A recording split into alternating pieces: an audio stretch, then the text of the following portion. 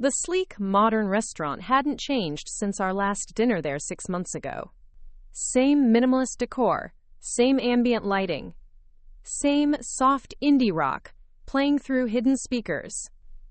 My father had reserved his usual corner table, the one that signaled to everyone that Charles Westfield was in the building. I smoothed my navy blazer, feeling the outline of my business cards in the pocket as Dad ordered a bottle of his favorite Cabernet. Then, as the server placed the wine glasses on the table, my father turned to my fiancé, Jordan, and with a smile that never reached his eyes, said, "So what exactly attracted you to my daughter?" It certainly couldn't be her business sense. 3 failed startups by 30. That's got to be some kind of record. The wine glass froze halfway to my lips. I blinked. Did he just say that? Jordan's eyes met mine across the table, a flicker of something, amusement? Passing through them before he responded. Before we jump back in, tell us where you're tuning in from, and if this story touches you, make sure you're subscribed, because tomorrow, I've saved something extra special for you. I've always wondered what it would be like to have a father who believed in me. Not just the obligatory, you can do anything platitudes parents are supposed to offer, but genuine belief, the kind that translates into support, into pride, into trust. Instead, I got Charles Westfield, Silicon Valley veteran, who made his first million before turning 30 and never let anyone forget it, especially his impractical dreamer of a daughter. My name is Maya Westfield. At 32, I run Verdant Tech, a company developing sustainable agricultural technology that's disrupting the way small farms manage resources. We've tripled our client base in the last year, secured patents on 2 groundbreaking systems, and just closed a second round of funding that values the company at $18 million. My father thinks I'm playing business. 3 failed startups by 30, he had said, each word a carefully placed barb. As if failure wasn't the backbone of innovation. As if Edison hadn't found thousands of ways not to make a light bulb before he succeeded. Jordan Chen, my fiancé of 8 months, took a slow sip of his wine. I could see the calculations running behind his eyes, weighing responses, measuring consequences. That's what made him such a brilliant venture capitalist. That, and his uncanny ability to spot potential where others saw only risk. "I'm attracted to visionaries, Charles," Jordan finally said, his voice calm but firm. "And Maya has one of the most innovative minds I've ever encountered." My father chuckled, the sound like ice cubes clinking in an empty glass. Innovation without execution is just daydreaming. Maya's always had big ideas. Following through? That's another story entirely. I felt my shoulders tense, the familiar weight of his disapproval settling there. 20 years of this. The casual dismissals, the undermining comments, the constant comparison to my older brother Michael, who followed perfectly in Dad's footsteps at Westfield Investments. "Actually," I started, but Jordan's hand found mine under the table, a gentle squeeze. "The best entrepreneurs I've backed have all had failures," Jordan said. "It's not about never falling. It's about what you learn when you get back up." My father waved his hand dismissively. "Venture capital platitudes. You young hotshots love to romanticize failure. In my day, we called it what it was: incompetence." The server arrived with our appetizers, momentarily pausing the conversation. I used the interruption to take a deep breath, to center myself. I had promised Mom I wouldn't let him get to me tonight.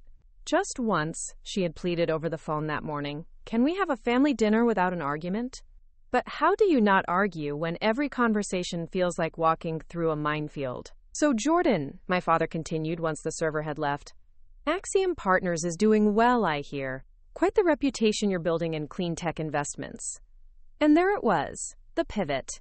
My father could never resist successful people, even if they were engaged to his disappointing daughter. He would dismiss me in one breath and court my fiancé's approval in the next, never seeing the contradiction. "We've been fortunate," Jordan replied, his modesty genuine despite his firm's remarkable track record. At 36, he was already a managing partner at one of the most respected venture capital firms in the Bay Area. "But I think our success comes from backing the right founders, not just the right ideas." My father nodded, suddenly all business. "Smart approach. Most VCs get distracted by flashy technology and forget that execution is everything. The founder makes or breaks the company. I took a larger sip of wine than I intended, feeling it burn slightly on the way down. The irony was almost too much to bear. Here was my father, lecturing my fiancé about the importance of backing the right founders, completely unaware that Jordan had led Axiom's $5 million investment in my company just 11 months ago. Not that my father knew anything about Verdantech's funding. As far as he was concerned, I was running another doomed startup, burning through whatever meager savings I had managed to accumulate during my wasted years, working at tech companies that weren't his. I had decided not to tell him about Jordan's investment when we first started dating, 3 months after the funding round closed. It wasn't planned that way. We met at an agricultural technology conference where I was speaking, not through any investor relationship. By the time we realized the connection, Axiom's investment had already gone through all the proper channels and ethics reviews. Preparing and narrating this story took us a lot of time, so if you are enjoying it, subscribe to our channel. It means a lot to us. Now back to the story. When we got engaged 5 months later, I considered telling my father everything about Verdantech's success, about Jordan's professional connection to my company before our personal one began. But then I remembered every dismissive comment, every time he had told me to get a real job, every holiday dinner where he had minimized my ambitions in front of the family. And I decided to wait. For what? I wasn't entirely sure. Validation? The perfect moment? Or maybe I was just tired of trying to prove myself to someone who had decided long ago that I never would. Maya's company is doing remarkable work, Jordan said, redirecting the conversation. Their irrigation system could revolutionize small-scale farming in water-stressed regions. My father's eyebrows rose slightly. You're familiar with her? Project? The hesitation before project was subtle but unmistakable. Not a company, not a business. A project. Like it was a hobby I dabbled in between real responsibilities. Very familiar, Jordan replied, his eyes finding mine. There was that spark again, part conspiracy, part challenge. I make it a point to understand innovative work and sustainable technology. I could have let it go there, should have, probably, but something in me had reached its breaking point. The culmination of too many years being treated like an eternal amateur, a dilettante playing at entrepreneurship, while the adults made real money in real businesses. Jordan knows quite a bit about Verdantech, I said, setting down my wine glass with deliberate care. Considering Axiom Partners led our Series A funding round last year, the silence that followed felt electric. My father's expression shifted from dismissive to confused, his eyes darting between Jordan and me. Axiom? Invested in your company? He finally asked, his tone suggesting he must have misheard. $5 million, I confirmed, the number rolling off my tongue with quiet satisfaction. With an option to participate in the Series B, which closed last month. Another $8 million, with a significant valuation increase. Jordan was watching my father carefully, his posture relaxed but attentive. This wasn't how we had planned to have this conversation, but now that we were here, I could see he was prepared to back me completely. My father's expression hardened. You invested in Maya's company? He asked Jordan directly, as if I hadn't just provided that information. Before or after you started dating her? Before, Jordan replied calmly. We met 3 months after the investment closed. At AgTech Summit in Austin. I was in the audience for her keynote address on water conservation technology for small-scale farms. It was all above board, Dad, I added. Proper disclosures, ethics reviews, when we started dating. Jordan recused himself from all decisions regarding Verdantech once our relationship became serious. My father reached for his wine, his movements stiff. I recognized this expression, the one he wore when recalculating, when reality didn't align with his expectations, and he needed to adjust his approach. I see, he said finally. And why exactly didn't either of you mention this before? You never asked, I replied simply. You've never asked about my company, Dad. Not once in 3 years. You've called it a hobby, a distraction, a phase. Why would I volunteer information about something you've made clear you don't respect? The words hung between us, heavier than I had intended. My mother would be disappointed. So much for avoiding confrontation. My father's jaw tightened. I have concerns about your business decisions based on your track record, Maya. That's not disrespect. That's realism. Your concerns, I said, feeling a strange calm descend over me, are based on outdated information and assumptions you've never bothered to verify. Verdantech has been cash flow positive for 7 months. We have contracts with 43 farms across California, Arizona, and New Mexico. Our technology reduces water usage by up to 40% while increasing crop yields. The governor's office is considering our system for the state's agricultural sustainability initiative. I leaned forward slightly. But you wouldn't know any of that because you decided years ago that I wasn't worth taking seriously. Jordan cleared his throat gently. Perhaps we should take a step back, he suggested, ever the mediator. Charles, I understand your skepticism. The success rate for startups is notoriously low. But I can assure you, as someone who evaluates early-stage companies for a living, Maya's venture is exceptional.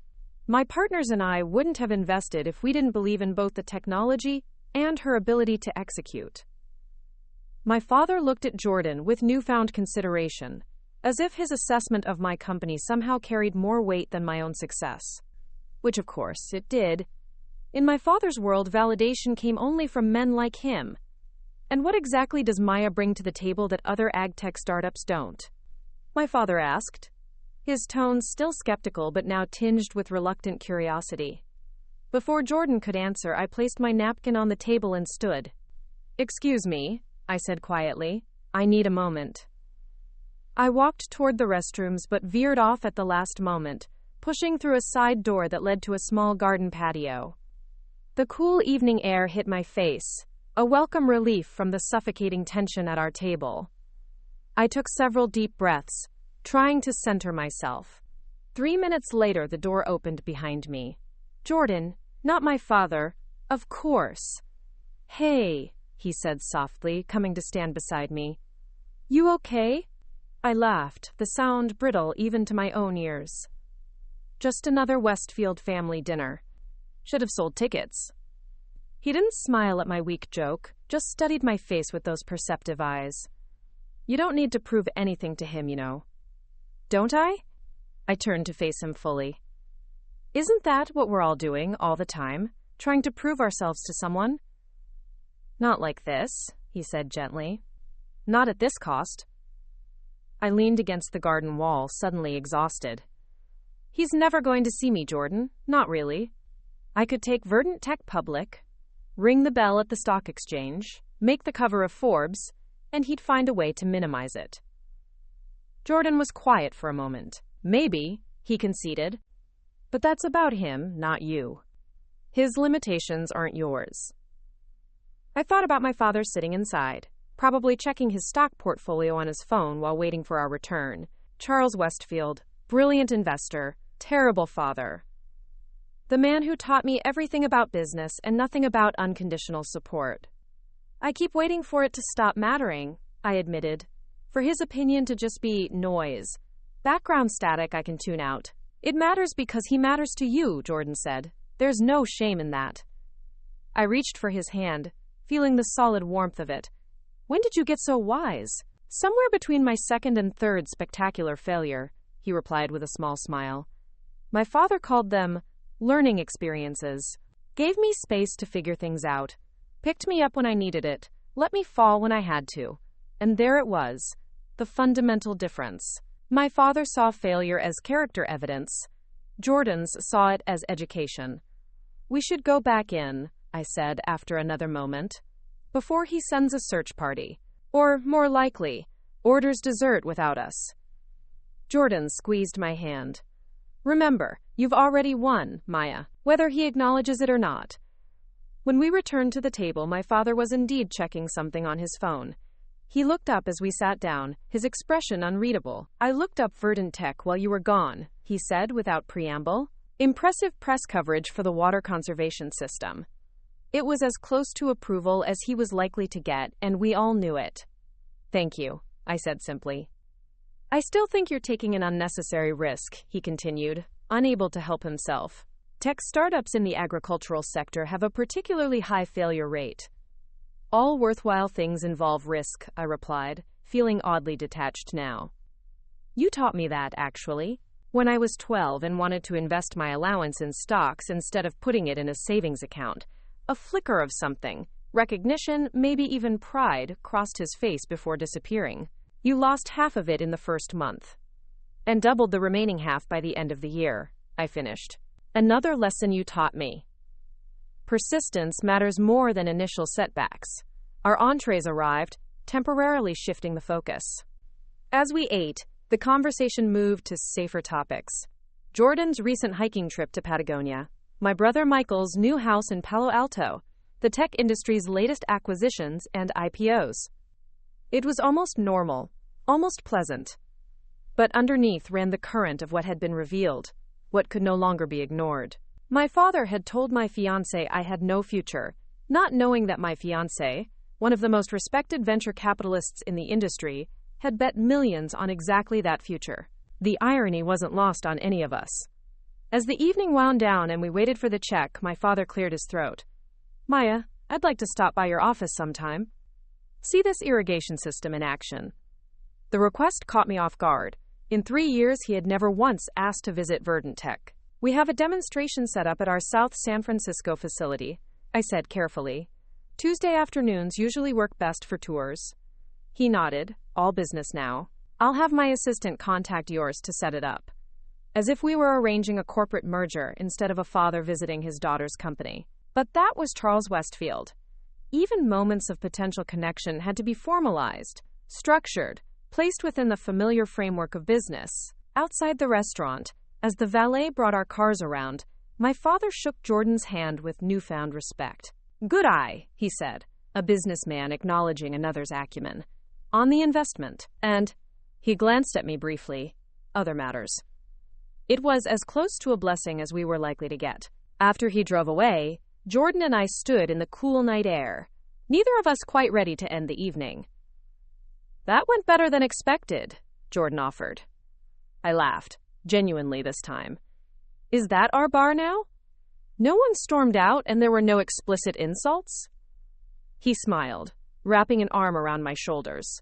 Progress comes in small steps sometimes. I leaned into him, feeling the steady rhythm of his breathing. You know he's going to come to the office with a list of critiques, probably a PowerPoint presentation on everything we're doing wrong. Probably, Jordan agreed, and maybe 1 or 2 useful insights buried under all the criticism. The Westfield special, I murmured. We walked to my car slowly, the evening wrapping around us like a familiar blanket. I thought about the dinner, about the moment my father realized he had misjudged not just me but my business. It wasn't the validation I had once craved, that desperate, childish need for him to see me, truly see me, but it was something. A crack in the foundation of his certainty. A small space where doubt could enter. Maybe that was enough. Maybe it had to be. Ready to go home? Jordan asked as we reached my car. I nodded, suddenly tired but lighter somehow. Ready. As I drove us back to our apartment in the Marina District, I thought about the long road that had led me here, the failures my father saw as defining and the lessons I knew they truly were. The rejections that steeled my resolve instead of breaking it. The late nights and early mornings, the prototypes that failed, the investors who said no before Jordan and Axiom said yes. My father would probably never fully understand or appreciate my journey. He would always see the world through his own narrow lens of success and failure, his own rigid definitions of what mattered. But for the first time, I realized that his understanding wasn't necessary for my journey to be valid. His approval wasn't required for my success to be real. The person I needed to prove myself to wasn't sitting across from me at that restaurant table. She was driving this car, finally learning to trust her own vision. The journey to Verdant Tech's current success hadn't been the straight line I'd imagined when I graduated with my environmental engineering degree 8 years ago. Back then, I'd been full of idealism and ambition, convinced I could change the world if given half a chance. Reality, as it often does, had other plans. My first job was at GreenSphere, a promising clean tech company developing solar panel technology. I threw myself into the work, regularly staying past midnight, volunteering for the projects no one else wanted. 6 months in, I was promoted to team lead. A year later, the company ran out of funding and closed its doors. My second position at WaterWise Solutions lasted longer, almost 3 years, before acquisition by a larger corporation led to our entire division being restructured. Code 4 eliminated. Those early experiences taught me something crucial. Even the best technology couldn't survive poor business planning. It wasn't enough to have innovative ideas.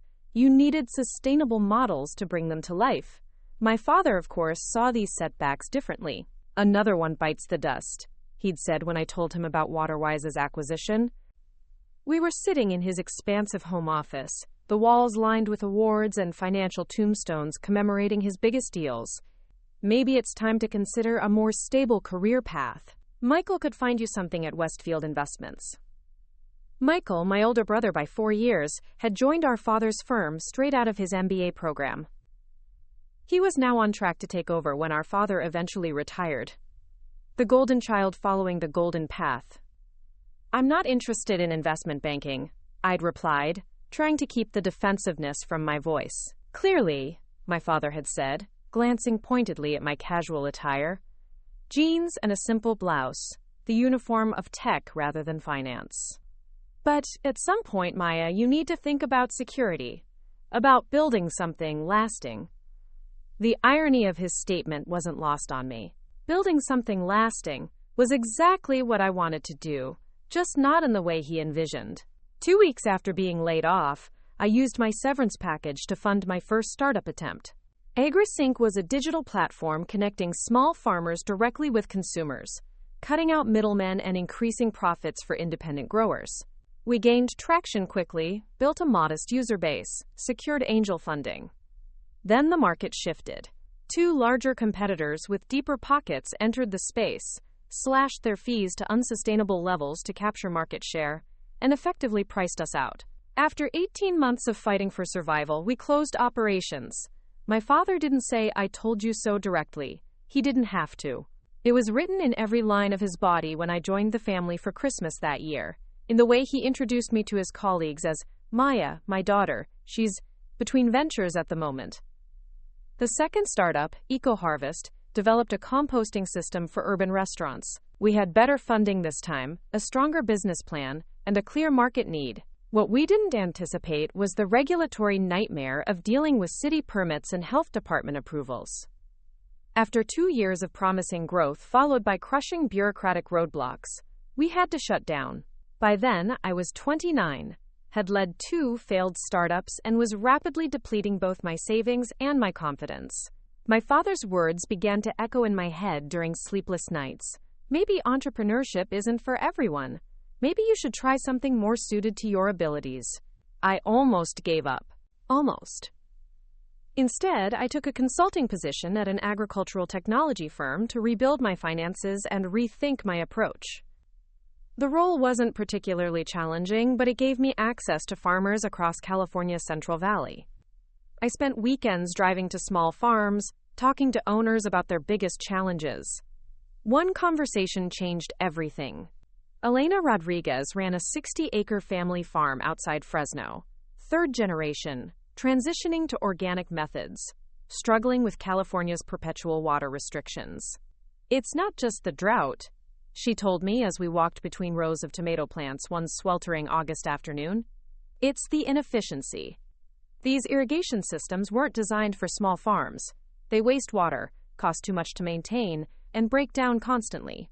The big agricultural corporations can absorb those costs. We can't." I asked her to show me the system. For the next 3 hours, Elena walked me through every component, every failure point, every workaround they'd developed to keep things functioning. By the time we finished, my mind was racing with possibilities. That night, in my small apartment, I sketched the first rough design of what would eventually become Verdant Tech's core product, a modular, affordable irrigation system specifically engineered for small to medium-sized farms, using sensors and machine learning to optimize water usage based on soil conditions, weather patterns, and crop requirements. For 6 months, I worked on prototypes during evenings and weekends while maintaining my consulting job. I emptied my 401k, sold my car, and moved to a cheaper apartment to fund the initial development. When I had a working prototype that reduced water usage by 27% in controlled tests, I began approaching investors. The first 15 said no. Some politely, some dismissively, all definitively. Interesting technology, they would say, but the market is too niche.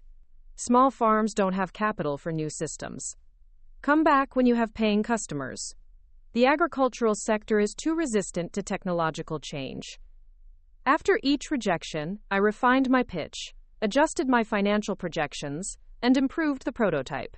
The 16th investor, a small angel fund specializing in sustainable technology, gave me $150,000, enough to build a better prototype and run a pilot program with 5 farms, including Elena's.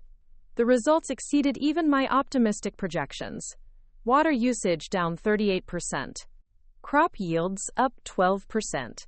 Maintenance costs reduced by over 40%. With data from the pilot program, I secured another $500,000 in seed funding. Verdant Tech was officially launched. I hired a small team, an engineer I'd worked with at Waterwise, a sales specialist with agricultural experience, and a part-time CFO to manage our limited finances. We were lean, focused, and growing steadily when I was invited to speak at the AgTech Summit in Austin. My presentation on water conservation technology for small-scale farms wasn't in the main hall but a smaller breakout session. Still, it was validation. Recognition that what we were building mattered. I didn't know Jordan was in the audience that day. Didn't know he was there specifically to hear me speak, after one of his associates had flagged Verdant Tech as a potential investment opportunity. I just knew my presentation went well, that the questions afterward were engaged and thoughtful, that for once I felt like I was exactly where I was supposed to be. 3 days after returning from Austin, I received an email from Axiom Partners requesting a meeting.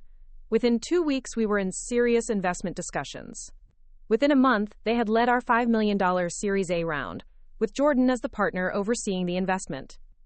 Our professional relationship began with strict boundaries. Quarterly board meetings, monthly progress reports, occasional strategy calls. Jordan was hands-off but supportive, offering guidance when asked but giving me space to lead. He connected us with potential clients, manufacturing partners, and industry experts, but always as a facilitator rather than a director. We met again 6 months later at a climate technology conference in San Francisco. I was leaving the main presentation hall when I literally bumped into him, spilling my coffee on his shirt.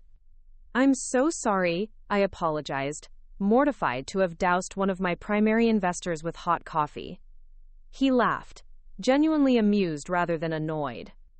"I've been looking for an excuse to skip the next panel anyway. Too many buzzwords, not enough substance." I offered to buy him a replacement coffee while his shirt dried. He counter-offered dinner after the conference concluded. To discuss Verdant Tech's expansion strategy, he added, keeping things professional. That dinner lasted 3 hours, and we discussed everything except Verdant Tech's expansion strategy, books we'd read recently, places we wanted to travel, the challenge of pursuing meaningful work in an industry often driven by hype rather than impact. "Why agricultural technology?" he asked, as we shared a dessert neither of us needed but both wanted. Of all the problems you could be solving, why focus on small farms? It was a question I'd been asked before, usually by investors wondering about market size and potential returns. But something in his tone suggested genuine curiosity rather than financial calculation. "Because they're the backbone of sustainable food systems but are being squeezed out of existence," I replied. "And because no one else was building technology specifically for them. The big ag tech companies design for industrial scale operations, then maybe scale down for smaller farms as an afterthought." He nodded, considering. "Most investors follow the money to the biggest markets. I'm more interested in the most important ones," I said, then immediately felt pretentious. Sorry, that sounded less cheesy in my head. "No," he said, his expression thoughtful. "It's refreshing. Most founders I meet talk about disruption and unicorn status. You talk about impact." "Don't get me wrong," I clarified. "I want Verdant Tech to be wildly successful. I'm not running a charity. But success and meaning don't have to be mutually exclusive. They absolutely don't, he agreed. The best companies I've invested in have always had purpose beyond profit. As he walked me to my car, there was a moment, a pause in conversation, a lingering glance that shifted something between us. But neither of us acted on it. He was still my investor, and I was still the founder he'd backed. The professional lines remained uncrossed. For the next 2 months, we maintained our formal relationship, though our email exchanges gradually became less strictly business. He sent an article about regenerative farming techniques. I shared research on drought patterns in California's agricultural regions, small connections forming outside our official roles. Then, Verdant Tech hit a crisis. A manufacturing defect affected a critical component in our latest production run. Systems were failing in the field. Farmers were angry. Our cash reserves were dwindling as we rushed to address the problem. I called an emergency board meeting to outline our response plan. After the other investors left the video call, Jordan stayed on. "How are you holding up?" he asked simply. The question caught me off guard. Everyone else had wanted to know about financial implications, reputational damage, timeline to resolution. No one had asked about me. "I'm fine," I said automatically, then reconsidered. "Actually, that's not true. I'm terrified we won't recover from this. That everything we've built is going to collapse because of one supplier's mistake." He was quiet for a moment. "Do you remember what you said in your pitch deck? About Verdant Tech's core value?" "Resilience through innovation," I replied. The phrase had come to me during a late-night writing session, fueled by too much coffee and too little sleep. "This is when you live that value," he said. "Not when everything's going smoothly." His confidence in me, in my ability to navigate this crisis, was steadying. Not because he was an investor, but because I could tell he genuinely believed what he was saying. We worked through potential solutions together, not as investor and founder, but as partners tackling a shared problem. By the time we ended the call 3 hours later, we had a viable plan forward. And something fundamental had shifted between us. 2 weeks later, after we'd resolved the manufacturing issue and stabilized operations, he called me directly, rather than through my assistant. "I need to disclose something to Axiom's ethics committee," he said without preamble. "I'd like to ask you to dinner. Not to discuss Verdant Tech, not as an investor, just as me, asking you." The line between our professional and personal relationships had been blurring for months. This would erase it entirely, creating complications neither of us had anticipated when Axiom invested in Verdant Tech. "There are protocols for this situation," he continued when I didn't immediately respond. "I would recuse myself from all decisions regarding Verdant Tech. Another partner would take over as your primary contact. All very above board." "Are you sure it's worth the hassle?" I asked, trying to sound lighter than I felt. "Yes," he said simply, "I am." That second dinner led to a third, then a fourth. We moved carefully, both acutely aware of the potential perception issues. Axiom's ethics committee reviewed and approved the relationship with the agreed-upon recusals in place. Everything was documented, transparent, by the book. What couldn't be documented was how it felt to finally be with someone who saw me clearly, my ambitions, my fears, my capacity for both failure and resilience. Someone who understood the entrepreneurial journey, not as a straight path to success, but as a winding road of setbacks and breakthroughs. 6 months into our relationship, Verdant Tech secured contracts with 28 farms across California and Arizona. Our team grew to 15 full-time employees. We were featured in a prominent agricultural technology publication as a quote, pioneer in small farm irrigation solutions. I forwarded the article to my father, something I rarely did. His response was characteristically measured. "Congratulations. Let's see if you can maintain the momentum." Jordan was with me when I received the email. He watched my expression change as I read it. "Not exactly overflowing with paternal pride," I said, trying to laugh it off. "What would that look like?" he asked. "If he was genuinely proud, what would he say?" I considered the question. "I don't know. I can't actually imagine it. He's always been reserved." "Reserved is choosing not to dance at a wedding," Jordan replied. This is something else. He was right, of course. My father's emotional withholding wasn't reservation. It was a pattern of undermining my confidence while maintaining plausible deniability. Never outright saying I would fail, just continually questioning whether I could succeed. He wasn't always like this, I found myself saying. When I was little, before Michael went into finance, Dad used to take me to his office on weekends. He'd let me sit in his chair, pretend to make important phone calls. He called me his future CEO. What changed? I shrugged, though the answer wasn't actually a mystery. I chose a different path than the one he laid out. Environmental engineering instead of business or finance. Startups instead of established corporations. Purpose instead of guaranteed profit. And that was unforgivable? Jordan asked, his tone genuinely curious rather than judgmental. Not unforgivable, just disappointing. I became the child he worried about instead of the one he bragged about. Jordan was quiet for a moment. My father was a high school math teacher, he said finally. When I told him I was going into venture capital, he asked if that was one of those Wall Street gambling operations. He was genuinely concerned I was becoming a professional gambler. The image made me laugh. What did you tell him? That he wasn't entirely wrong, Jordan said with a smile, but that I was betting on people with vision, not just numbers on a screen. Once he understood that, he came around. Started calling me, quote, the dream investor. The contrast between our fathers couldn't have been more stark. Mine, a successful financier who couldn't see the value in my chosen path. His, a teacher who simply needed to understand his son's world before embracing it. I've stopped expecting my father to change, I admitted. It's easier that way. Easier, Jordan acknowledged, but not necessarily better. 5 months later, he proposed. Not with a grand gesture, but with quiet certainty. On an ordinary Tuesday evening, as we walked along the Embarcadero after dinner. The ring was his grandmother's, reset with a sustainable laboratory-grown diamond because he knew I'd care about that detail. I said yes, without hesitation. Not because everything in my life was perfect. Verdant Tech still faced daily challenges. My relationship with my father remained complicated.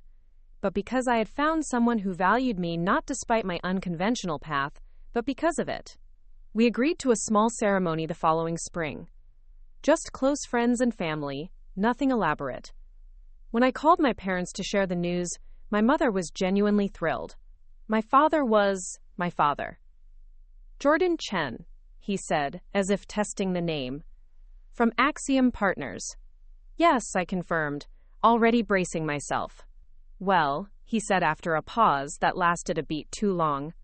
He's certainly accomplished for his age.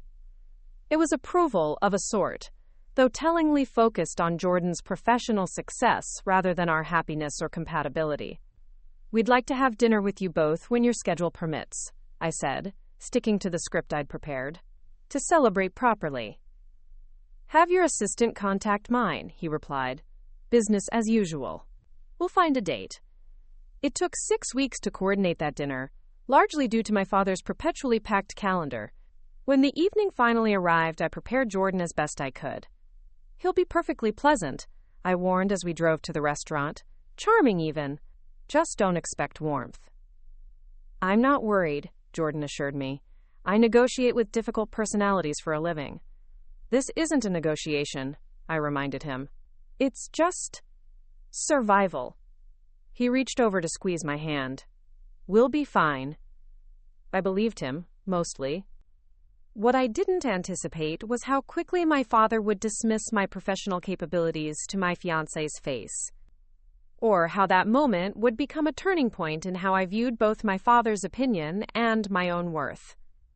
As we pulled into the restaurant parking lot, I took a deep breath. Ready? Jordan leaned over to kiss me softly. For anything. I wish I'd known then just how prophetic those words would prove to be. The Tuesday after a dinner with my father, I stood in Verdant Tech's demonstration facility, watching his face as our head engineer, Lena, explained the intricacies of our irrigation system. True to his word, my father had arranged a visit to see this operation for himself, as he put it. I hadn't been sure he would actually follow through. Yet here he was, Dressed in his standard business attire, charcoal suit, crisp white shirt, subtle blue tie, looking distinctly out of place among our casual tech workspace. He observed everything with clinical detachment, occasionally nodding as Lena detailed the sensor technology that allowed our system to reduce water usage while improving soil health. The computational models adapt to each farm's specific conditions, Lena explained, bringing up visualizations on the large screen. Soil composition, crop type, microclimate variations. The system learns and optimizes continuously. My father studied the data flow diagrams with unexpected intensity. Who developed the algorithmic architecture? He asked, using terminology I hadn't realized he knew. Maya did, Lena answered before I could speak. The core system architecture was her design. We've refined it over time, but the fundamental approach is still based on her original model. My father glanced at me, something unreadable flickering across his face. Is that so? Maya has a gift for systems thinking, Lena continued, apparently oblivious to the complicated dynamics at play. She sees connections others miss. I felt a warmth spread through my chest at Lena's casual praise. Not because I needed validation. I knew my contributions to Verdant Tech intimately, but because someone else was acknowledging them in front of my father without prompting. We moved through the facility methodically, from the development lab where prototypes were tested, to the small manufacturing area where components were assembled and quality checked. I let my team lead most of the explanations, stepping in only when necessary. This wasn't about me convincing my father of my competence. It was about letting him see the reality of what we had built. As we approached the demonstration plot, a small simulated agricultural area where we tested systems in real-world conditions, my father finally addressed me directly. Your burn rate must be significant, he said, reverting to the financial language he was comfortable with. How long until you reach profitability? We're cash flow positive as of last quarter, I replied, unable to keep a note of pride from my voice. Limited, but positive. Our projections show full profitability within 14 months, assuming current growth trends continue. He raised an eyebrow slightly. Impressive. Most hardware startups take years to reach that milestone. It was the closest thing to a compliment he had offered in recent memory. I almost didn't know how to respond. We've been strategic about expansion, I said after a moment. Focused on proving the model before scaling aggressively. Smart approach, he acknowledged. Too many founders rush growth before validating market fit. Something shifted between us in that moment. Subtle, but unmistakable. For perhaps the first time since I'd started down my entrepreneurial path, he was speaking to me as a fellow business person rather than a daughter making questionable choices. We finished the tour at the demonstration plot, where our newest system was installed on a quarter-acre of mixed crops. Tomatoes, peppers, and cucumbers grew in neat rows, their leaves vibrant despite the unseasonable heat. This section is using 42% less water than traditional irrigation methods, I explained, pulling up the monitoring data on my tablet. With a 17% increase in yield compared to control plots. My father crouched down, examining the soil moisture sensors embedded at the base of a tomato plant. For a moment, he looked almost curious, like the engineer he had been before becoming an investor. The market potential extends beyond domestic agriculture, he said, straightening up. Have you considered applications in developing regions? Areas with severe water scarcity? It's part of our 5-year plan, I confirmed. We're in preliminary discussions with 2 NGOs about pilot programs in East Africa. He nodded thoughtfully. Good. That's where the real impact would be. And potentially the larger market. Long term. We walked back toward the main office area in companionable silence. It wasn't warmth, exactly. But it was the absence of the friction that typically characterized our interactions. As we approached the main entrance, my father paused, surveying the open workspace where our team was engaged in their various tasks. Engineers huddled around a prototype, marketing staff reviewing content for our website, sales team members on calls with potential clients. You've built something real here, he said quietly, more to himself than to me. The words hung in the air between us. Simple, obvious even, but revolutionary coming from him. Yes, I replied. I have. He turned to face me fully. Why didn't you tell me how far you'd come with all this? The question caught me off guard. I had expected critique, suggestions for improvement, perhaps even reluctant acknowledgement. Not this. Not what sounded almost like hurt. Would you have been interested? I asked, careful to keep my tone neutral rather than accusatory. Of course I would have been interested, he replied, his brow furrowing. This is impressive work, Maya. I took a breath, weighing my response. This felt like a pivotal moment, one where I could either maintain the polite distance we'd established or risk something more honest. Dad, I said finally, you've made it pretty clear over the years that you don't have much faith in my business ventures. You've called them hobbies, distractions, phases. Why would I volunteer information about something you've consistently dismissed? He looked genuinely startled. I've been skeptical, he admitted, based on your previous attempts. Skeptical is questioning whether a plan will succeed, I countered. You've questioned whether I was capable of success at all. He opened his mouth as if to object, then closed it again. For a moment, he looked older than I was accustomed to seeing him. Less the imposing business titan, more a man confronting an uncomfortable truth. Perhaps I've been unfair, he said finally. I worry about you, Maya. Always have. The entrepreneurial path is brutal. 90% of startups fail. I didn't want to see you get hurt repeatedly. So instead, you hurt me preemptively? The words slipped out before I could stop them. His expression shifted, genuine surprise giving way to something more complicated. Is that how you've experienced it?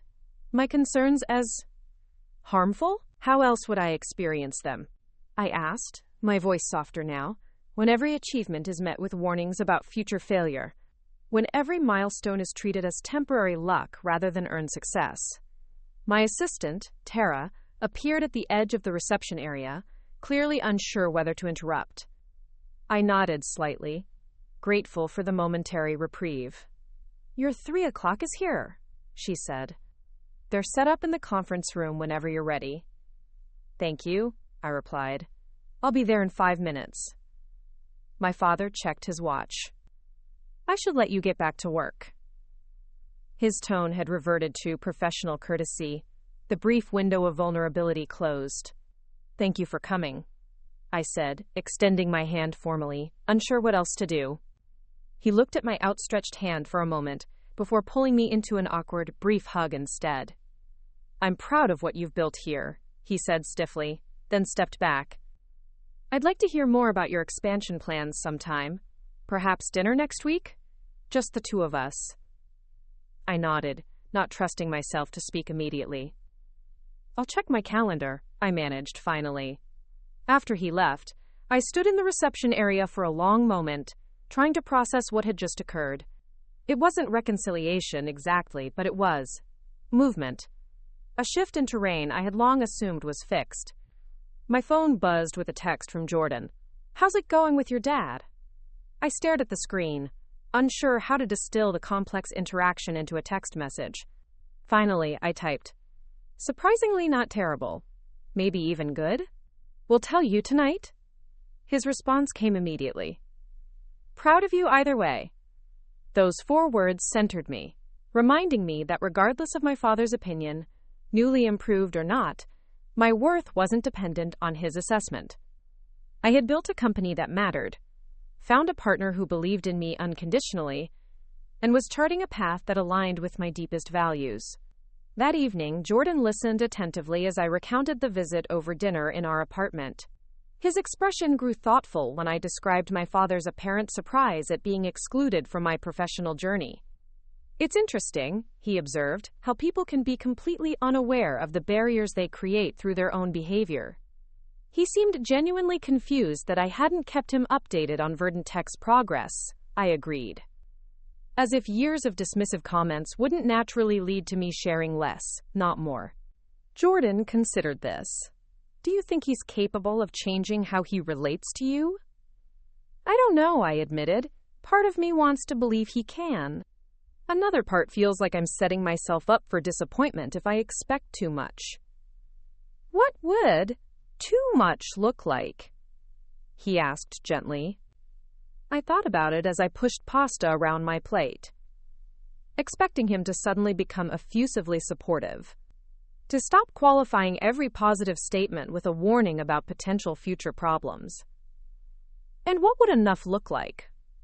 Basic respect, I said after a moment. Recognition that my path, while different from his or Michael's, has its own validity. That I'm not just fumbling in the dark, hoping to get lucky. Jordan reached across the table to take my hand. Those seem like reasonable expectations. We'll see, I said, not fully convinced. He wants to have dinner next week. Just the two of us. That's promising. Or terrifying, I countered with a small smile. Without you there as a buffer, we might revert to our usual dynamics. You don't need a buffer, Jordan said with quiet confidence. You've built a multi-million-dollar company from scratch. You can handle dinner with your father. His faith in me, consistent, unwavering, matter-of-fact, was still something I was adjusting to after years of my father's skepticism. Jordan didn't believe in me, despite evidence to the contrary. He believed in me because the evidence supported that belief. The following Tuesday, I met my father at Luciana's, an upscale Italian restaurant in the financial district. It was his choice. The kind of establishment where investment bankers and venture capitalists conducted business over expense account meals. He was already seated when I arrived, studying the wine list with characteristic intensity. He stood as I approached, a gesture of old-school formality I'd forgotten he practiced. "Maya," he greeted me, his tone warmer than usual. "You look well." "Thanks, Dad," I replied, taking the seat across from him. "How was your trip to New York?" He had mentioned during his Verdant Tech visit that he was heading east for meetings. "Productive," he said, his standard response to such inquiries. "The Morganfield acquisition is moving forward. Should close by the end of the quarter." I nodded, already feeling us slipping into familiar patterns, him sharing minimal details about his work, me acknowledging without engaging deeply. It was our default mode of interaction, safe, but superficial. A waiter appeared to take our drink orders. My father requested a specific vintage of Barolo without consulting me, another old habit. I used to find it controlling. Now it just seemed like an outdated form of consideration, a father ordering for his daughter in a world where such gestures had lost their meaning. "I've been thinking about our conversation last week," he said once the waiter had departed. "About why you haven't kept me informed about Verdant Tech's development." I tensed slightly, preparing for defensiveness or dismissal of my perspective. "I owe you an apology," he continued, surprising me. "I've been unfair in my assessment of your entrepreneurial ventures." I blinked, momentarily speechless. In 32 years, I could count on one hand the number of times I'd heard my father apologize for anything. "I appreciate that," I said carefully. "After seeing your operation," he continued, "I did some research. Looked into your technology, your market positioning, your growth metrics. Spoke with a few contacts in the agricultural sector." Of course he had. Charles Westfield wouldn't simply take his daughter's word. He needed external validation, data points, expert opinions. "And?" I prompted when he paused. "And you've built something impressive," he stated, as if delivering the conclusion of a thorough analysis. "Something with genuine potential for significant impact and substantial returns." It was praise, unequivocal and direct. Yet something about it still felt hollow, an acknowledgement of Verdant Tech's merit rather than recognition of my capabilities as its founder.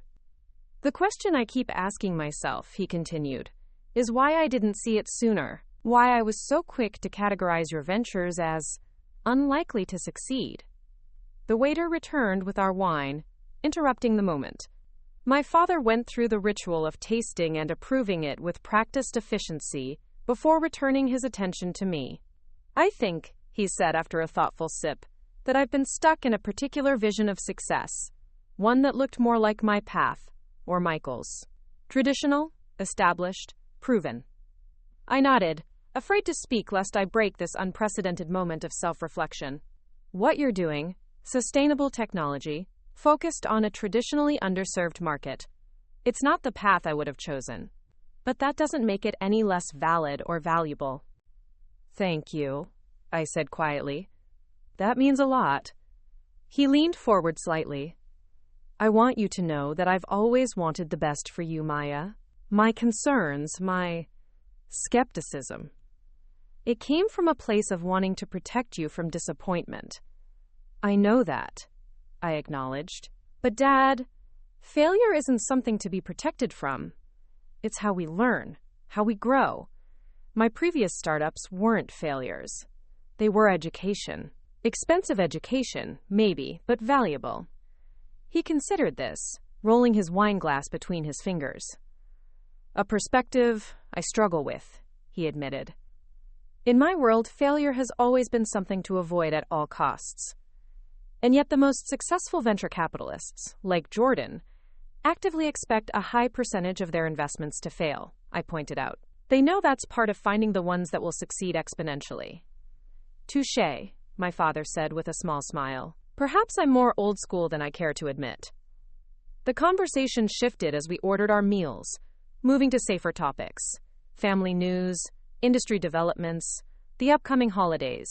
But something had fundamentally changed. The rigid hierarchy of our relationship, him as the established success, me as the struggling aspirant, had begun to flatten into something more equitable. As we finished our entrees, my father cleared his throat slightly. I've been meaning to ask, he said, his tone deliberately casual, whether you've considered taking on additional investment for expansion. I regarded him carefully. We're preparing for our Series C round next quarter. Why do you ask? I'd like to participate, he said simply. Personally, not through Westfield Investments. The offer hung between us, weighted with significance beyond its financial implications. This wasn't just about capital, it was about endorsement, about him literally investing in my vision after years of questioning it.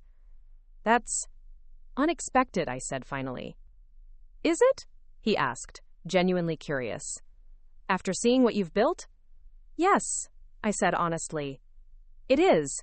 You've never expressed interest in my ventures before. I'm expressing interest now, he replied, unless you'd prefer I didn't. I considered his offer, the complex emotions it stirred. Part of me wanted to decline, to prove I could succeed without his support. Another part recognized the healing potential of his participation, not as a rescuer, but as a fellow believer in what I was creating. I'd need to discuss it with my board, I said carefully. And with Jordan, though he's recused himself from investment decisions regarding Verdant Tech. Of course, my father nodded. Just think about it. No pressure either way. No pressure. From Charles Westfield. Another unexpected development in an evening full of them. As we waited for the check, my father asked, almost hesitantly, how are the wedding plans coming along? Simple, I replied. Small ceremony in May. Just close friends and family. He nodded. Your mother mentioned you found a venue. The Botanical Gardens? Yes, I confirmed, surprised he knew this detail. We wanted something natural, outdoors. It suits you both, he said, then added after a pause. Jordan is a good man. I didn't say that properly at dinner last week. He is, I agreed, warmth spreading through me at his acknowledgement. I want you to know, my father said, his voice taking on an unusual quality of openness, that I see now what I couldn't before. You found your path. It's not one I would have chosen for you, but it's right for who you are. The simple statement, acknowledgement of my autonomy, my judgment, my self-knowledge, felt more meaningful than any praise of Verdant Tech's metrics or market position. Thank you, Dad, I said softly. As we walked out of the restaurant, he surprised me again by asking, would you be willing to give me a regular update on Verdant Tech's progress? Monthly, perhaps? I'd like to stay informed. I could do that, I agreed, feeling something long knotted begin to loosen inside me. He nodded, seemingly satisfied. Good. That's good. We parted with another slightly awkward hug, but this one lasted a moment longer than the previous one, felt a fraction less stiff. Driving home, I felt oddly light, as if some invisible weight had shifted. Not disappeared entirely, but redistributed, made more manageable. My father's approval, so long sought, so fully dismissed as unattainable, had arrived in an unexpected form, not as enthusiastic championing of my every decision, but as respectful recognition of my capacity to make my own choices, forge my own path. It wasn't perfect. He was still Charles Westfield, with all his ingrained patterns and judgments. But he was trying, in his way, to bridge the gap his own behavior had created. When I arrived home, Jordan was waiting up, reading on the couch despite the late hour. He looked up expectantly as I entered. "How was it?" he asked, setting his book aside. I sat beside him, letting out a long breath. "Surprising," I admitted. He apologized, actually apologized, for not seeing the value in what I've been building. Jordan raised his eyebrows. "That's significant. And he wants to invest in the Series C round," I added. "Personally, not through his firm." "How do you feel about that?" I considered the question carefully. "Mixed. Part of me wants to prove I can do this without his help. Another part recognizes that accepting his investment might be healing for both of us." Jordan nodded thoughtfully. "Those feelings can coexist. You don't have to decide tonight." He also said you're a good man, I added with a small smile. High praise from Charles Westfield. "I'm honored," Jordan replied, only half joking. "Does this mean he's accepted me as worthy of his daughter?" "I think it means he's beginning to see that it's not his approval that matters," I said. "That I've built a life that's valid whether he endorses it or not." Jordan pulled me closer. "That's the real victory." As I rested my head against his shoulder, I thought about the long journey that had led to this point. The rejections that had strengthened my resolve. The failures that had refined my vision. The persistent belief in my path despite external doubts. My father's newfound respect was welcome, but it wasn't defining. The true achievement wasn't winning his approval. It was reaching a place where I no longer needed it to validate my choices. That night, I slept more peacefully than I had in years, no longer haunted by the ghost of inadequacy that had followed me since I first chose a different path than the one my father had envisioned. The road ahead would still have its challenges: growing Verdant Tech, navigating my evolving relationship with my father, building a life with Jordan, but I would face them from a place of hard-won confidence rather than desperate need for validation. Some bridges, once thought permanently burned, could be carefully, gradually rebuilt, not to their original form, but to something new, something that acknowledged the pain of the past while creating space for a different future. 1 year later, I stood in the sunshine-flooded conference room of Verdant Tech's new headquarters, gazing out at the San Francisco skyline. The expanded office space, triple the size of our original location, still smelled of fresh paint and new carpeting. Around the gleaming oval table sat our executive team, board members, and key investors, all focused on the presentation I had just concluded. That puts us at a 47% increase in deployed systems over the last 2 quarters, I said, clicking to the final slide. With installations now active in 4 countries and expansion plans finalized for Brazil and Kenya in Q3. A quiet murmur of approval rippled through the room. Alex Sharma, our lead board member from Axiom Partners who had taken over when Jordan recused himself, nodded appreciatively. "Impressive trajectory, Maya," he said. "Particularly the international adoption rate. Any concerns about the supply chain keeping up with this growth?" "We've secured redundant manufacturing partnerships," I explained. "And our new component design reduces dependency on rare materials by 60%. We're well positioned to scale." My father, sitting near the end of the table, was taking notes with characteristic focus. Since joining as an investor in our Series C round 9 months ago, he had been present at every quarterly meeting, offering insights without trying to control the direction. It was a delicate balance he had worked to maintain: engaged but not domineering, advisorial but not authoritative. As the meeting concluded and people began gathering their materials, my father approached, his expression thoughtful. "The Kenya expansion," he said without preamble. "Have you considered the political situation in the northern regions? There's been increased instability near the areas you're targeting." "We have," I confirmed. "That's why we've structured the initial deployment in phases, starting in the more stable central agricultural zones. We can adjust the rollout based on conditions on the ground." He nodded, satisfied. "Smart approach. limits exposure while maintaining momentum. It was a simple exchange, professional and straightforward, but represented a profound evolution in our relationship.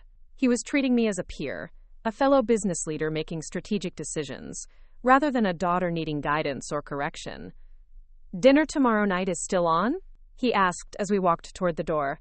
"Your mother's looking forward to it." "Absolutely," I confirmed. "Jordan's been craving Mom's lasagna for weeks." My father smiled, a genuine expression that reached his eyes, something that had become increasingly common over the past year. "I'll make sure she knows. Wouldn't want to disappoint my son-in-law." Son-in-law. The term still carried a touch of wonder when my father said it, as if he remained slightly surprised by how seamlessly Jordan had integrated into our family. Our wedding had been exactly as planned. Small, intimate, held in the botanical gardens on a perfect May morning. What I hadn't anticipated was my father's speech at the reception, delivered with uncharacteristic emotion. "When Maya was 10 years old," he had begun, his voice steady but softer than his usual tone, "she dismantled our entire irrigation system because she thought it was, quote, inefficient." Her mother was horrified at the mess, but I was secretly impressed by her determination to improve something most people wouldn't question. He'd paused, looking directly at me. I should have remembered that moment when she chose her path, should have recognized that same determination, that same unwillingness to accept inefficient systems. Instead, I questioned her choices, her judgment, her capacity to succeed on her own terms. The room had gone completely silent, all 50 guests sensing they were witnessing something rare and significant. "I was wrong," my father had continued simply. "Maya has not only succeeded on her own terms, she has redefined success itself, creating technology that generates profit while genuinely improving lives. And in Jordan, she has found a partner who recognizes and champions her vision without trying to reshape it into something more conventional." He had raised his glass then. "To Maya and Jordan, may your partnership continue to prove that the most valuable investments are those made in people with the courage to forge their own paths." That speech had marked a turning point, not a complete transformation, but an acknowledgement that something fundamental had shifted in how my father saw me, my work, and my choices. As I watched him walk toward the elevator now, exchanging pleasantries with our CFO, I marveled at how far we had come. The man who once dismissed my ventures as hobbies was now one of Verdant Tech's most engaged investors, bringing decades of business acumen to our growth strategy without trying to redirect our mission. My assistant Tara appeared at my side with a tablet displaying my afternoon schedule. "Your 2 o'clock with the UN Agricultural Development Representative is confirmed," she said. "And Jordan said to remind you about dinner with Elena Rodriguez tonight." Elena, our first pilot customer, now an informal ambassador for Verdant Tech among the farming community, was in town for an agricultural conference. She had become a friend as well as a partner in our journey, her practical insights continuously improving our systems. "Thanks, Tara. Can you make sure the latest field test results are ready for the UN meeting? And let Elena know we'll pick her up at 7. As Tara hurried away, I took a moment to absorb the reality of where I stood. Quite literally in the corner office of a company I had built from nothing but determination and belief in a better approach. Verdant Tech now employed 78 people, had deployed systems on 4 continents, and was being courted by international development organizations for large-scale partnerships. My phone buzzed with a text from Jordan. "How did the board meeting go? Knock their socks off as usual?" I smiled, typing back, "Projections approved. Expansion plans greenlit. Your replacement continues to be adequately competent." His response came immediately. "Only adequately? I'm wounded. Dinner with Elena still on?" "Absolutely. Picking her up at 7. Don't work too late." "Wouldn't dream of it. Love you. Love you too." Our relationship had only strengthened since the wedding, each of us supporting the other's professional ambitions while building a personal life grounded in mutual respect. Jordan had recently been promoted to managing partner at Axiom, expanding their focus on climate resilience technologies. Though he remained officially recused from Verdant Tech decisions, our companies operated in the same ecosystem, both committed to fostering innovations that addressed urgent environmental challenges. My 2 o'clock meeting with the United Nations representative, Dr. Amara Okafor, ran longer than scheduled, a good sign, as she was deeply engaged in exploring how verdant tech systems could be deployed in water-stressed regions of sub-Saharan Africa. The combination of local manufacturing and adaptive technology is exactly what we've been searching for, she explained, examining the schematics for our newest system. Most solutions are either too rigid for varied conditions or too complex for local maintenance. That's been our focus from the beginning, I replied. Systems that can be owned, truly owned, by the communities they serve, not just operated but understood, modified, and maintained locally. She nodded appreciatively. A refreshing approach. Too many Western companies treat Africa as a place to drop technology and leave, not as a partner in development. By the time we concluded, shaking hands on a framework for a pilot program in 3 countries, it was after 5. I hurried to my office to gather my things, pausing when I noticed a package on my desk that hadn't been there earlier. It was a small box, elegantly wrapped, with a card bearing my father's distinctive handwriting, for the 1-year anniversary of proving me wrong. Dad, inside was a beautiful vintage compass, the kind used by explorers before GPS and digital navigation. The accompanying note read, "For someone who has always found her own true north, even when others pointed in different directions." The gesture, thoughtful, symbolic, tinged with both acknowledgement of past friction and appreciation of present success, brought unexpected tears to my eyes. My father wasn't a demonstrative man. This kind of meaningful gift spoke volumes about the evolution in how he saw me. I carefully returned the compass to its box and slipped it into my bag before heading out. The office was still bustling, our engineering team working on refinements to the Kenya deployment plan, marketing staff preparing materials for an upcoming conference, new hires being oriented to our systems and values. As I walked through the main workspace, I caught snippets of conversation, bursts of problem-solving energy, the occasional laugh. This culture, collaborative, purpose-driven, resilient, was perhaps what I was most proud of building. The technology mattered, the market position mattered, but this community of people committed to a shared vision mattered most. Ryan Chen, our lead engineer and no relation to Jordan despite the shared surname, looked up from a huddled discussion around a prototype. "Maya, perfect timing. Can you settle a debate? Kai thinks we should modify the sensor housing for the Kenya deployment, accounting for dust conditions. I think the current design is robust enough if we adjust the calibration protocol." I joined their circle, examining the component in question. What's the maintenance implication of Kai's modification? Would it require specialized tools? Kai, our newest engineer and at 25 the youngest member of the technical team, shook her head. "That's what I've been working on. The modified housing would actually simplify maintenance, snap-off cover instead of the current screw system." I considered both perspectives, asking clarifying questions about dust infiltration rates and recalibration frequency. This was leadership as I understood it. Not imposing my solution, but facilitating the team's collective intelligence to reach the best outcome. After a productive 15-minute discussion, we settled on testing Kai's modified housing design in parallel with the current version during the initial deployment phase. Let the field data make the final decision, I suggested. Both approaches have merit. As I finally headed out, Ryan walked with me to the elevator. 1 year since the Series C, he remarked. Hard to believe how much has changed. In some ways, I agreed. In others, our core mission remains exactly the same as when we started in that tiny warehouse space. He smiled. True. Just with better coffee and actual chairs now. I laughed, remembering our early days when we sat on overturned buckets and subsisted on the cheapest instant coffee we could find. Progress has its perks. Outside, the late afternoon sun bathed San Francisco in golden light as I walked to my car. I still drove the same practical hybrid I'd purchased 3 years ago, despite Verdantech's success. Some habits of frugality from the lean startup days remained ingrained, a reminder of the journey that had brought me here. At home, I found Jordan already there, preparing a simple dinner for us to enjoy before picking up Elena. He looked up from chopping vegetables, his smile still having the same effect on me as the day we met.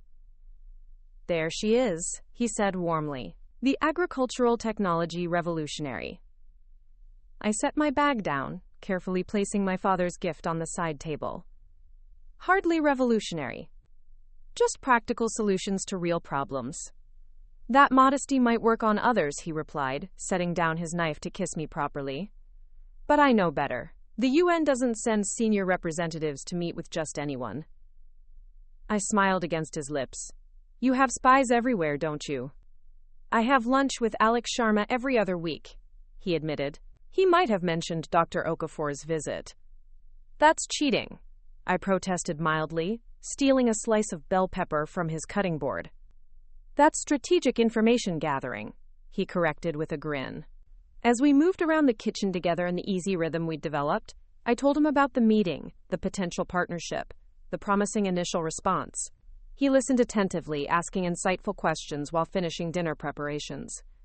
Oh, I added, almost as an afterthought, my father left me a gift. For the 1-year anniversary of the Series C. Jordan raised an eyebrow, knowing the significance of such a gesture from Charles Westfield. Really? What kind of gift? I retrieved the box, showing him the compass and the note. He read it carefully, his expression softening. That's surprisingly poetic coming from your father, he observed. I know, I agreed. He's changing. Slowly, but genuinely. Jordan considered this. Or maybe he's just finally showing who he's always been, beneath all those expectations and rigid ideas of success. I thought about that possibility, that my father's transformation wasn't so much becoming someone new as revealing parts of himself long suppressed by his own definitions of what mattered, what counted, what deserved acknowledgement. Either way, I said, it's nice. Unexpected, but nice. You've given him a gift too, you know, Jordan pointed out. The chance to see beyond his own limited perspective, to recognize value in a path different from his own.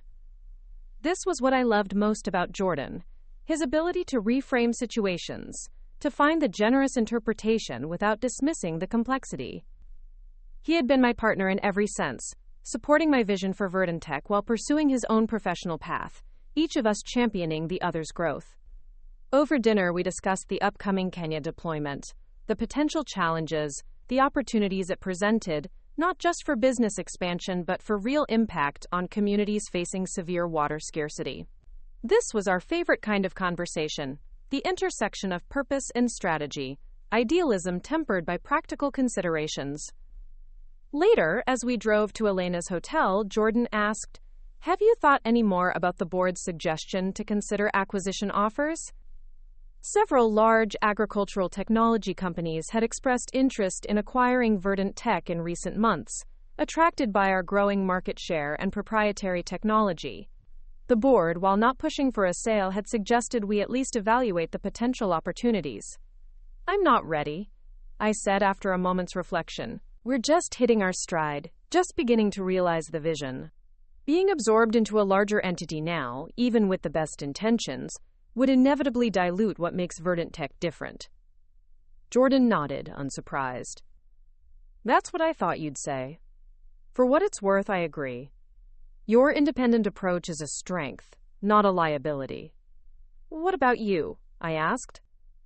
Any regrets about recusing yourself from Verdant Tech decisions? It's limited your involvement in what's become a significant part of Axiom's portfolio. He shook his head firmly. Not for a second.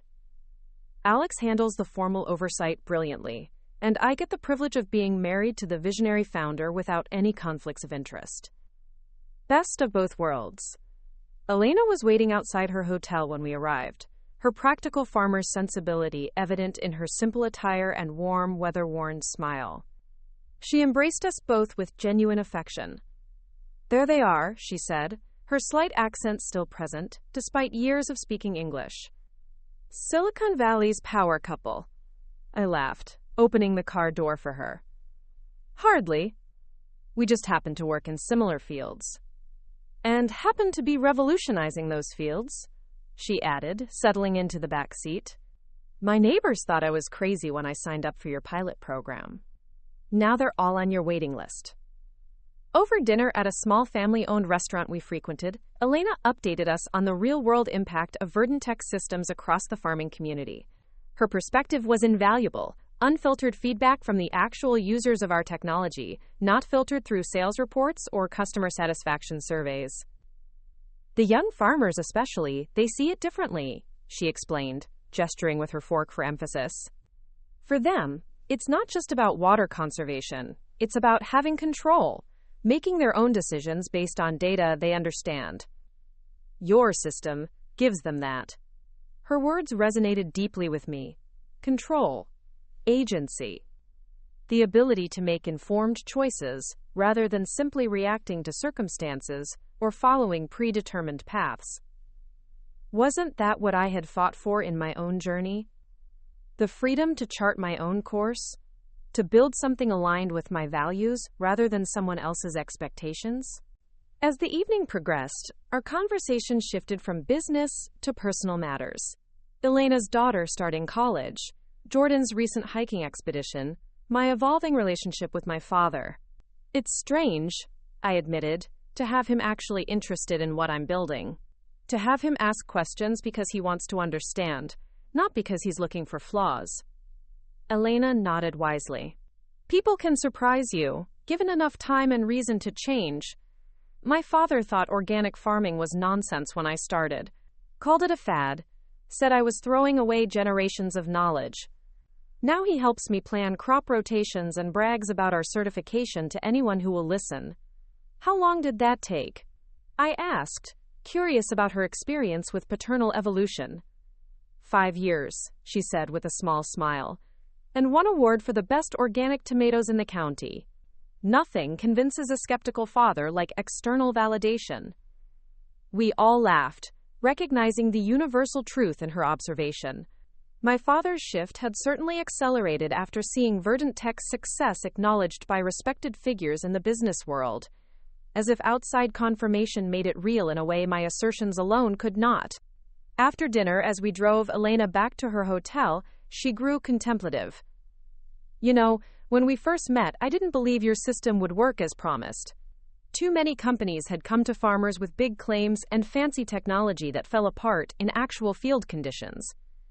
I remember, I said, recalling her initial skepticism during my first visit to her farm. You agreed to the pilot mostly because I offered to remove it at no cost if it didn't perform as promised. She nodded. What convinced me wasn't just that the technology worked. It was that you listened. Really listened. When something didn't function quite right, you didn't defend it or make excuses. You asked questions, took notes, came back with improvements. Her words touched something fundamental about the approach I'd tried to embed in verdant tech's culture from the beginning. Genuine curiosity about the problems we were solving, humility about our solutions, commitment to continuous improvement based on real-world feedback. That's the highest compliment you could give us, I told her sincerely.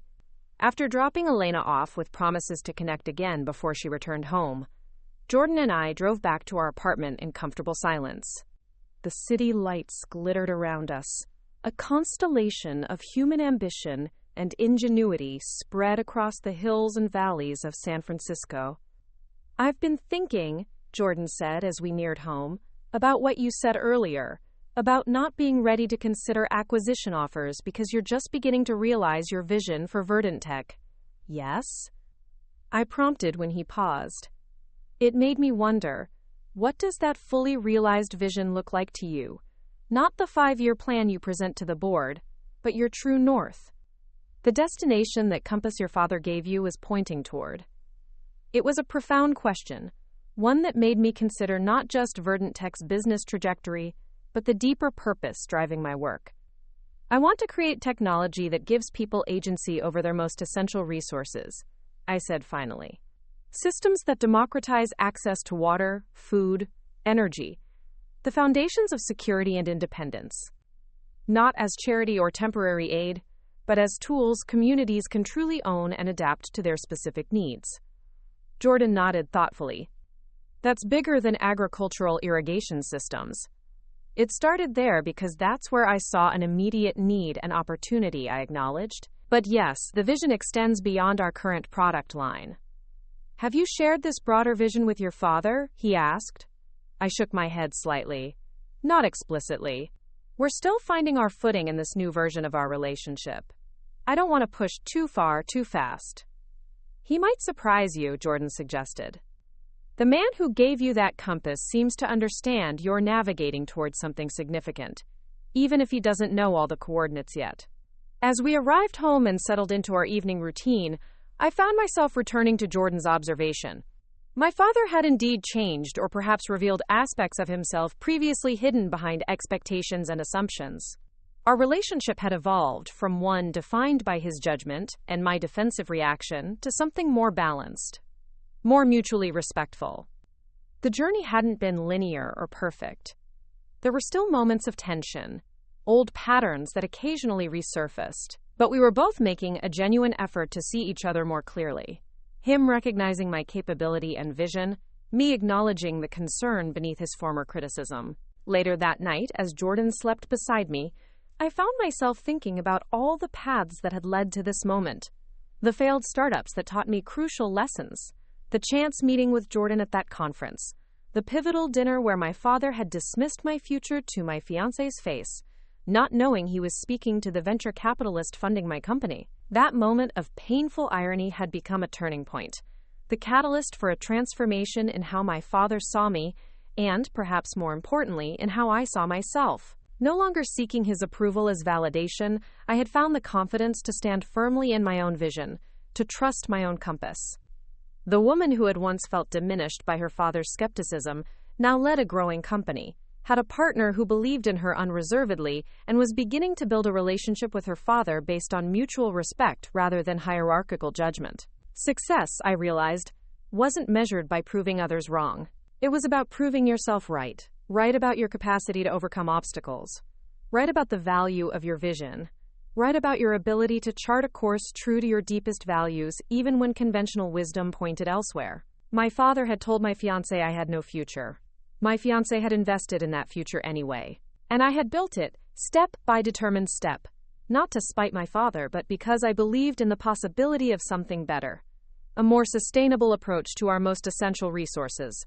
A more equitable distribution of technological benefits, a more collaborative way of solving our shared challenges. As I finally drifted towards sleep, I felt a profound sense of gratitude, not just for Verdant Tech's success or my personal happiness, but for the journey itself, the struggles that had strengthened me, the failures that had taught me, the persistence that had defined me. My true north had never wavered. I had simply learned to trust my own navigation. Up next, you've got 2 more standout stories right on your screen. If this one hit the mark, you won't want to pass these up. Just click and check them out.